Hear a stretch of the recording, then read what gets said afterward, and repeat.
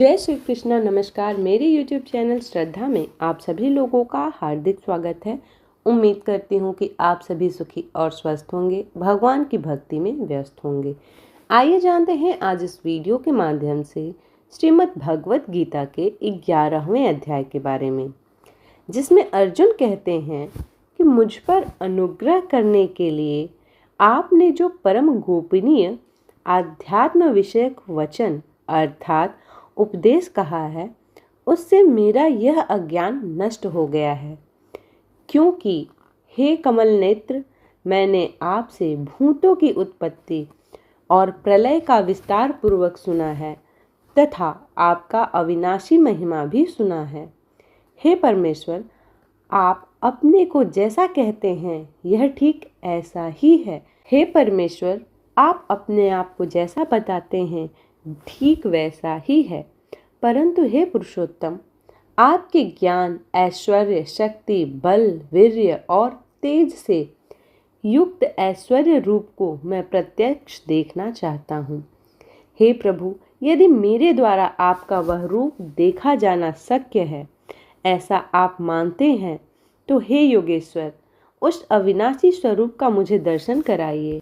तब भगवान श्री कृष्ण कहते हैं, हे पार्थ, अब तुम मेरे सैकड़ों हजारों नाना प्रकार के और नाना वर्ण तथा नाना आकृति वाले अलौकिक रूपों को देख। हे भरतवंशी अर्जुन, तुम मुझमें आदित्यों को अर्थात अदिति के द्वादशों पुत्रों को, 8 वसुओं को, 11 रुद्रों को, दोनों अश्विनी कुमारों को और 49 मरुदु गणों को देख तथा और भी बहुत से पहले न देखे हुए आश्चर्यमय रूपों को देख। हे अर्जुन, अब इस मेरे शरीर में एक जगह स्थित चराचर सहित संपूर्ण जगत को देख तथा और भी जो कुछ देखना चाहते हो सो देखो, परंतु मुझको तो इन अपने प्राकृतिक नेत्रों द्वारा देखने में निसंदेह समर्थ नहीं है। इसी से मैं तुझे दिव्य अर्थात अलौकिक चक्षु देता हूँ, इससे तू मेरी ईश्वरीय योग शक्ति को देख सकता है। तब संजय ने देख करके धृतराष्ट्र से कहा, हे राजन, महायोगेश्वर और सब पापों का नाश करने वाले भगवान ने इस प्रकार कहकर उसके पश्चात अर्जुन को परम ऐश्वर्य युक्त दिव्य स्वरूप दिखलाया। अनेक मुख और नेत्रों से युक्त अनेक अद्भुत दर्शन वाले बहुत से दिव्य भूषणों से युक्त और बहुत से वस्त्रों को धारण किए हुए और दिव्य गंध का सारे शरीर में लेप किए हुए, सब प्रकार के आश्चर्यों से युक्त, सीमा रहित और सब ओर मुख किए हुए विराट स्वरूप परम देव परमेश्वर को अर्जुन ने देखा। आकाश में 1000 सूर्यों के एक साथ उदय होने से उत्पन्न जो प्रकाश हो, वह भी उस विश्व रूप परमात्मा के प्रकाश के आगे कदाचित ही सदृश ही हो। पांडु पुत्र अर्जुन ने उस समय अनेक प्रकार से विभक्त अर्थात पृथक पृथक संपूर्ण जगतों के देवताओं को देव श्री कृष्ण भगवान के उस शरीर में एक जगह स्थित देखा। उसके अनंतर वे आश्चर्य से चकित और पुलकित शरीर अर्जुन प्रकाशमय विश्वरूप परमात्मा को श्रद्धा भक्ति सहित सिर से प्रणाम करके हाथ जोड़कर बोले। अर्जुन बोले, हे देव, मैं आपके शरीर में संपूर्ण देवों का तथा अनेक भूतों का समुदायों का कमल के आसन पर विराजित ब्रह्मा को, महादेव को और संपूर्ण ऋषियों तथा दिव्य सर्पों को देखता हूँ। हे संपूर्ण विश्व के स्वामी, आपको अनेक भुजा, पेट, मुख और नेत्रों से युक्त तथा सब ओर से अनंत रूपों वाला देखता हूँ। हे विश्वरूप, मैं आपके न अंत को देखता हूँ, न मध्य को और न आदि को। आपको मैं मुकुट युक्त, गदा युक्त और चक्र युक्त तथा सब ओर से प्रकाशमान तेज के पुंज प्रज्वलित अग्नि और सूर्य के सदृश ज्योति युक्त, कठिनता से देखे जाने योग्य और सब ओर से अप्रमेय स्वरूप देखता हूँ।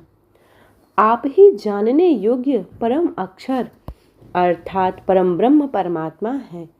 आप ही इस जगत के परम आश्रय हैं। आप ही अनादि धर्म के रक्षक हैं और आप ही अविनाशी सनातन पुरुष हैं, ऐसा मेरा मत है। आपको आदि अंत और मध्य रहित अनंत सामर्थ्य से युक्त, अनंत भुजा वाले, चंद्र सूर्य रूप नेत्रों वाले, प्रज्वलित अग्नि रूप मुख वाले और अपने तेजस इस जगत के संतप्त करते हुए देखता हूँ। हे महात्मन, यह स्वर्ग और पृथ्वी के बीच का संपूर्ण आकाश तथा सब दिशाएं एक आप से ही परिपूर्ण हैं तथा आपके इस अलौकिक और भयंकर रूप को देखकर तीनों लोक अति व्यथा को प्राप्त हो रहे हैं।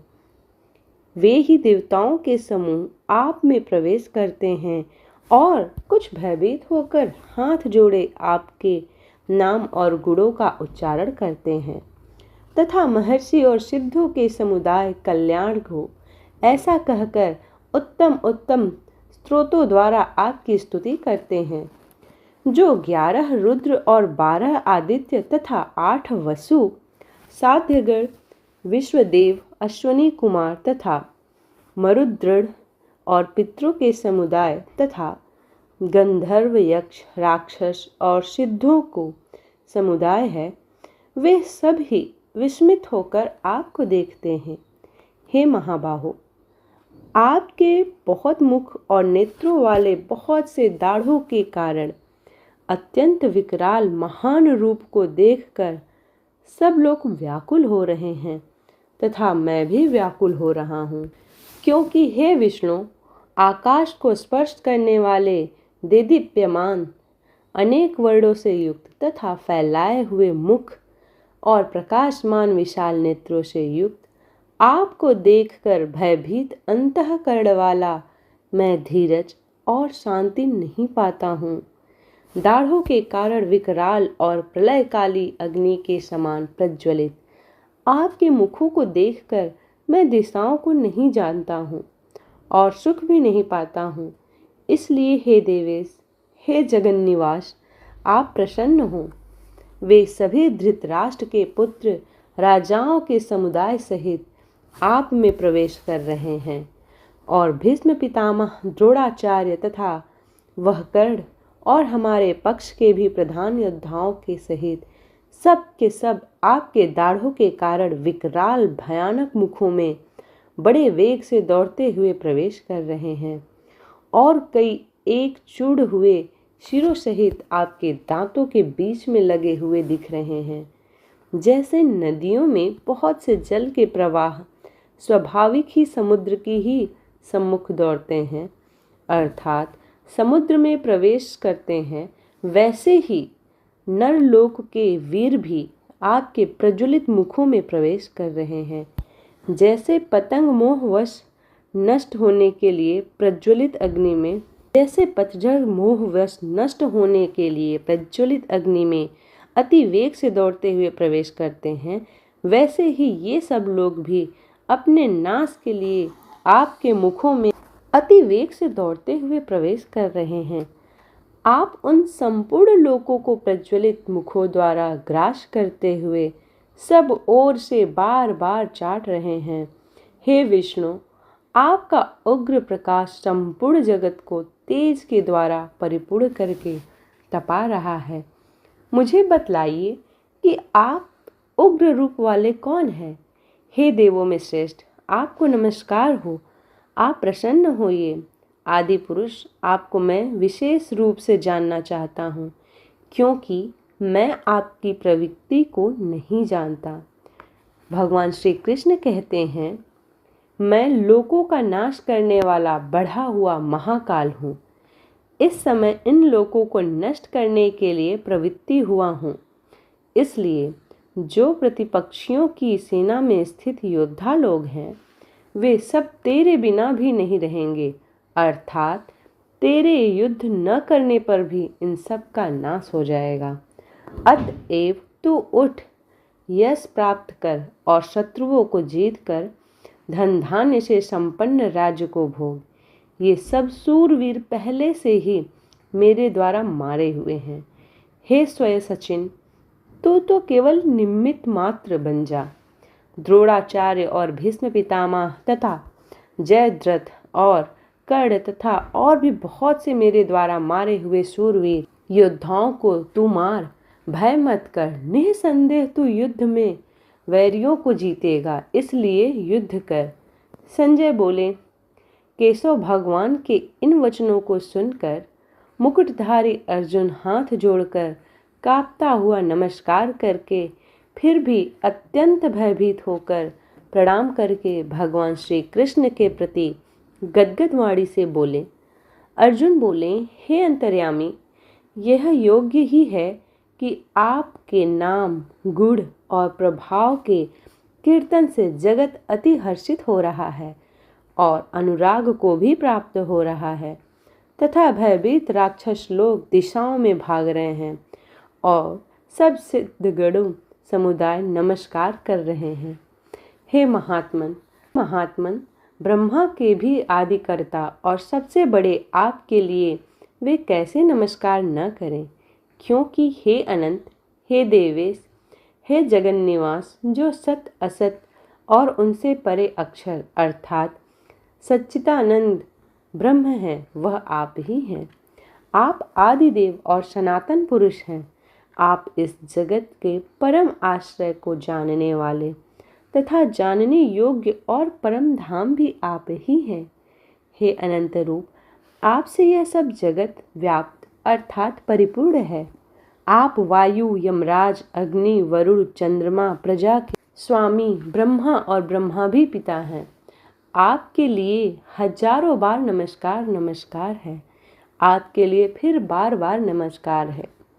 हे अनंत सामर्थ्य वाले, आपके लिए आगे से और पीछे से भी नमस्कार है। हे सर्वात्मन, आपके लिए आप समस्त संसार को व्याप्त किए हुए हैं, इससे आप ही स्वरूप हैं। आपके इस प्रभाव को न जानते हुए आप मेरे सखा हैं, ऐसा मानकर प्रेम से अथवा प्रमोद से मैंने हे कृष्ण, हे यादव, हे सखे, इस प्रकार जो कुछ भी न सोचे समझे कहा है। और हे अच्युत, आप जो मेरे द्वारा विनोद के लिए विहार, शय्या, आसन और भोजन आदि में अकेले अथवा उन सखाओं के सामने भी अपमानित किए गए हैं, वह सब अपराध अप्रमेय स्वरूप अर्थात अचिंत्य प्रभाव वाले आपसे मैं क्षमा करवाता हूँ। आप इस चराचर जगत के पिता और सबसे बड़े गुरु एवं अति पूजनीय हैं। हे अनुपम प्रभाव वाले, तीनों लोक में आपके समान भी दूसरा कोई नहीं है, फिर अधिक तो कैसे हो सकता है।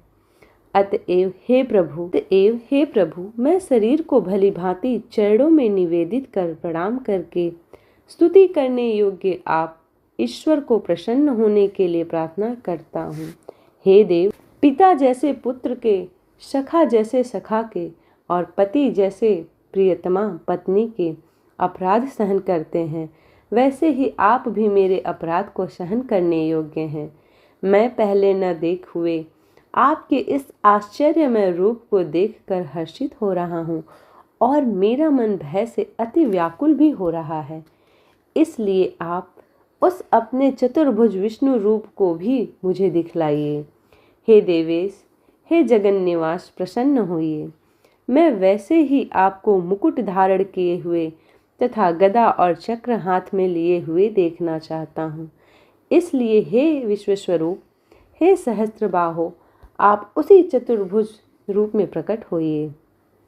श्री भगवान जी कहते हैं, हे अर्जुन, अनुग्रह पूर्वक मैंने अपनी योग शक्ति के प्रभाव से यह मेरा परम तेजोमय सबका आदि और सीमा रहित विराट रूप तुझको दिखलाया है, जिसे तेरे अतिरिक्त दूसरे किसी ने पहले नहीं देखा था। हे अर्जुन, मनुष्य काल में इस प्रकार विश्व रूप वाला मैं न वेद और यज्ञों के अध्ययन से, न दान से, न क्रियाओं से और न उग्र तपों से ही तेरे अतिरिक्त दूसरे के द्वारा देखा जा सकता हूँ। मेरे इस प्रकार के इस विकराल रूप को देखकर तुझको व्याकुलता नहीं होनी चाहिए और मूढ़ भाव भी नहीं होना चाहिए। तू भय रहित और प्रीति युक्त मन वाला होकर उसी मेरे इस शंख चक्र गदा पद्म युक्त चतुर्भुज रूप को फिर देख।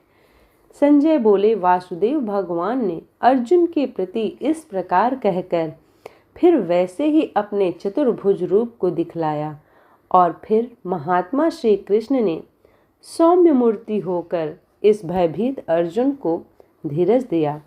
अर्जुन बोले, हे जनार्दन, आपके इस आदि शांति मन स्वरूप को देखकर अब मैं स्थिर चित हो गया हूँ और अपनी स्वभाव की स्थिति को प्राप्त हो गया हूँ। भगवान श्री कृष्ण ने कहा, मेरा जो चतुर्भुज रूप तुमने देखा है यह सुदर्शन है, अर्थात इसके दर्शन बड़े ही दुर्लभ हैं।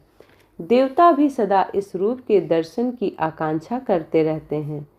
जिस प्रकार तुमने मुझको देखा है इस प्रकार चतुर्भुज रूप वाला मैं न वेदों से, न तप से, न दान से और न यज्ञ से ही देखा जा सकता। परंतु हे परम तप अर्जुन, अनन्य भक्ति के द्वारा इस प्रकार चतुर्भुज वाला रूप मैं प्रत्यक्ष देखने के लिए, तत्व से जानने के लिए तथा प्रवेश करने के लिए अर्थात एक ही भाव से प्राप्त होने के लिए भी शक्य हूँ।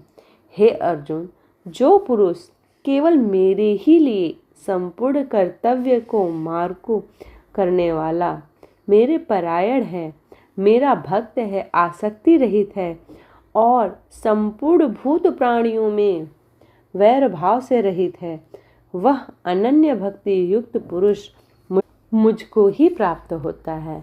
इस प्रकार श्रीमद् भगवद गीता का यह 11वां अध्याय भी समाप्त होता है। उम्मीद करती हूँ कि आज की यह वीडियो आप लोगों को पसंद आई हो।